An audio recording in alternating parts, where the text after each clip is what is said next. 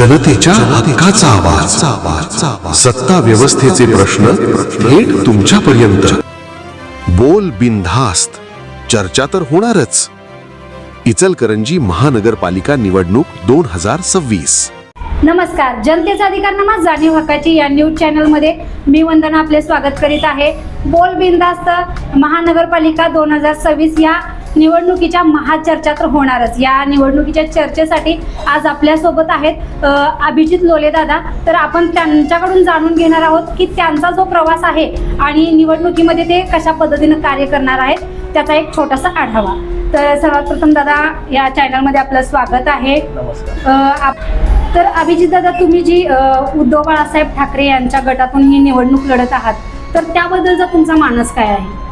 मुळात मी प्रभाग क्रमांक 3 मधून निवडणूक लढत आहे आणि आजपर्यंत आमच्या प्रभागात काय झालं मॅडम, बाहेरचे मोठे असेच नगरसेवक होत गेलात आणि भागाकडे लक्ष नाही आहे. पूर्ण भागाकडे दुर्लक्ष आहे. स्वच्छता असेल, गटारे असतील, सार्वजनिक शौचालय असतील, फक्त ओपन पीस आमच्या भागात एवढे आहेत ना, प्रचंड ओपन पीस आहेत, पण कुणाचं लक्ष नाही आहे. आणि हा बदल सगळा आम्हाला करायचा आहे. चांगले रस्ते, लाईट, स्वच्छता, गटारीचा हा सगळा बदल आम्हाला करायचा आहे. युवकांसाठी आपले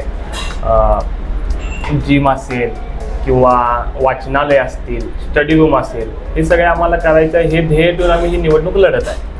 तर ह्या प्रभागासाठी तुमचं मत आहे की जी स्वच्छता आहे आणि दैनंदिन जीवनासाठी ज्या काही अडचणी येत आहेत त्या दूर करण्यासाठी तुम्हाला इथं काम करायचं आहे. तर एक युवा सेना म्हणून तुमची जी एक छाप आहे, तर त्या माध्यमातून आतापर्यंत तुम्ही काय काम केलेलं आहे? युवा सेना म्हणून आम्ही जवळजवळ आमच्या भागात आरोग्य शिबिर घेतलेले आहेत.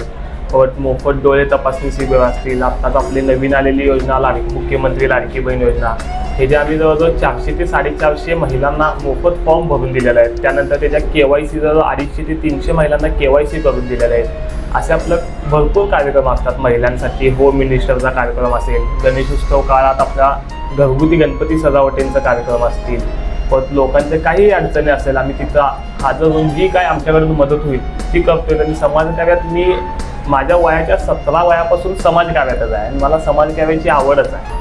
त्यामुळे आपण पहिल्यापासून समाजकार्यच करत आहोत. तर आता आपण पाहतोय की जनशक्ती विरुद्ध धनशक्ती असा हा सामना चालू आहे. पक्षापक्षात नाही तर धन आणि जन असा हा सामना चालू आहे. तर त्याबद्दल तुम्हाला काय वाटतं?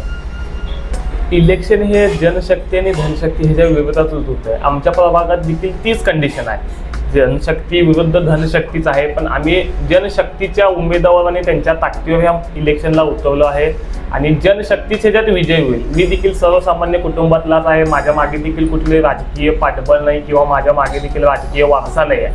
मी ह्या समाजकार्यातूनच आता इलेक्शनमध्ये उतरलेलं आहे आणि ही जनता आमच्या पाठीशी आहे. ती 100% आम्हाला आशीर्वाद देणार. म्हणजे धनाविरुद्ध जनशक्ती ही जिंकणार असा तुमचा विश्वास आहे? 100% जनशक्ती जिंकणार. चांगली गोष्ट आहे की आपण पाहतोय की युवा पिढीतला हा झुंजदार तडफदार नेता जनशक्तीच्या जोरावर ही निवडणूक लढत आहे, या ठिकाणी आपल्याला दिसून येत आहे. तर आपण पाहतोय की ह्या निवडणुकीच्या काळात बऱ्याच पक्षांमध्ये बदल झाले. काही जाणते लोक अजाणते लोक पक्षातून बाहेर पडले. काही जणांना ह्या पक्षातून त्या पक्षात बोलावणं आलं. तर उद्धव बाळासाहेब ठाकरे या गटातून तुम्ही काम करत असताना तुमचं एक काम बघून, तुम्ही कर्तृत्ववान आहात, तुमचा एक छाप बघून तुम्हाला असं कोणत्या पक्षाकडून आमच्या पक्षात सामील व्हा असं बोलावणं आलं होतं का? भरपूर पक्षाकडनं आपल्याला ऑफर आल्या, पण मी 12 वर्ष झालं शिवसेना उद्धव बाळासाहेब ठाकरे या पक्षाची एकनिष्ठ आहे आणि त्या पक्षानं माझ्यावर विश्वास ठेवून मला AB फॉर्म देऊन उमेदवारी जाहीर केलेली आहे आणि ते एकनिष्ठच मी राहून काम करणार आहोत. ऑफर तर भरपूर होत्या, पण आपल्याला ऑफरशी देणं घेणं नाही. आपल्याला प्रभाग आपला कसा विकास करता येईल, कसा बदल घडवता येईल, म्हणजे पक्षाकडे न लक्ष देता आपल्या विकासाकडे लक्ष दिलं पाहिजे. पक्षाकडे पण लक्ष देणार, पण आमचा उद्धव इतर पक्षांकडे असं म्हणायचं. इतर पक्षांकडे लक्ष न देता आमचा एकच पक्ष आणि एकच झेंडा शिवसेना उद्धव बाळासाहेब ठाकरे हा झेंडा धरून आम्ही उतरत आहे मैदानात आणि प्रभागाचा बदल करणं हे जास्त महत्वाचं आहे. पक्ष हा राजकारणापुरता इलेक्शन पुरता असतो, पण त्याच्यानंतर पक्ष नाही, पक्षभेद मतभेद न करता लोकांची कामं करणं महत्वाचं आहे. ते आमचं उद्देश. एक सामाजिक कार्यकर्ता म्हणून तुम्ही जी आताची कामं जी सांगितली ती तर तुम्ही समाजासाठी केलेलीच आहात. तर भावी नगरसेवक म्हणून आता आपण पाहतोय की आपल्या इचलकरंजीत आपली युवा पिढी जी आहे बेरोजगारपणे जी फिरत आहे त्यांच्यासाठी तुम्ही काय उपाययोजना करणार आहात? युवकांसाठी आमचं स्टडी रूमचं तर मी तुम्हाला सांगितलंच. MPSC UPSCचे विद्यार्थी असतील त्यांच्या स्टडी रूमसाठी आम्ही प्रयत्न करेल.